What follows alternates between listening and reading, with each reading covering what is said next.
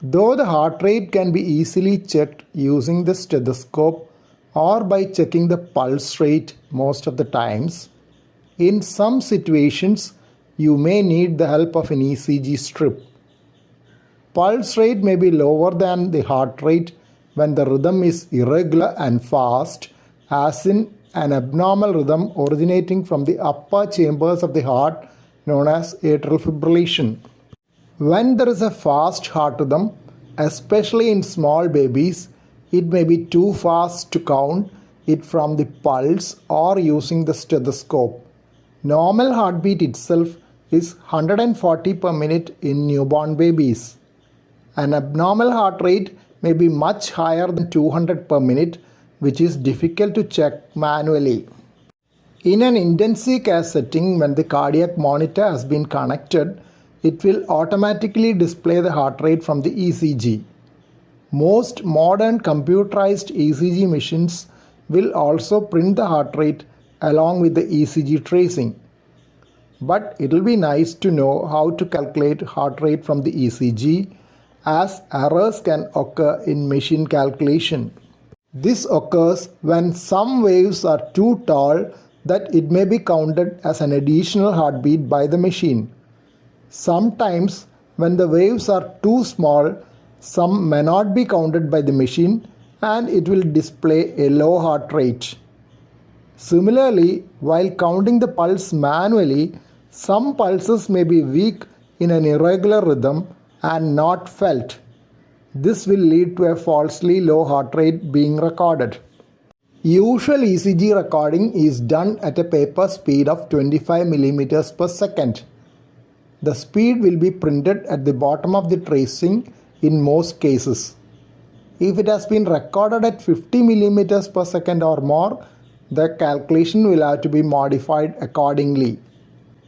When the paper speed is 25 mm per second, it would cover 1500 mm in a minute.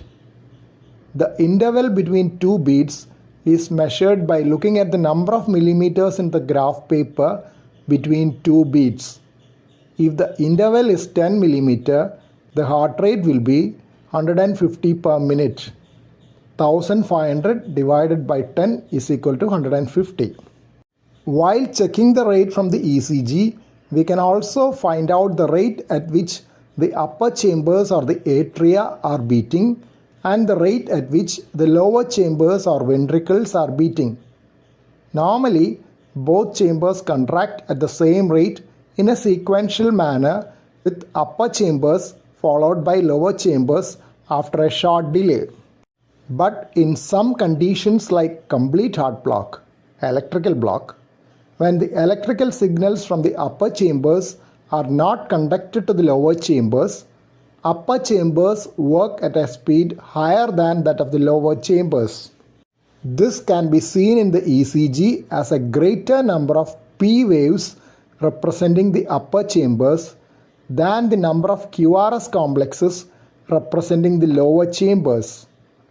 If the interval between two consecutive P waves is measured, we can calculate the rate of the upper chambers. The rate of the lower chambers can be measured by checking the interval between the QRS complexes. Usually, the interval between the R waves is taken for this and is called the RR interval. Here, while the upper chambers are beating at 83 per minute, lower chambers are beating only at 48 per minute, which is the rate at which heart pumps out blood. The pulse rate will be only 48 per minute, which is low. Normal range of pulse rate is 60 to 100 per minute. Thank you for watching this video. Please subscribe, like, share and post your valuable comment below this video.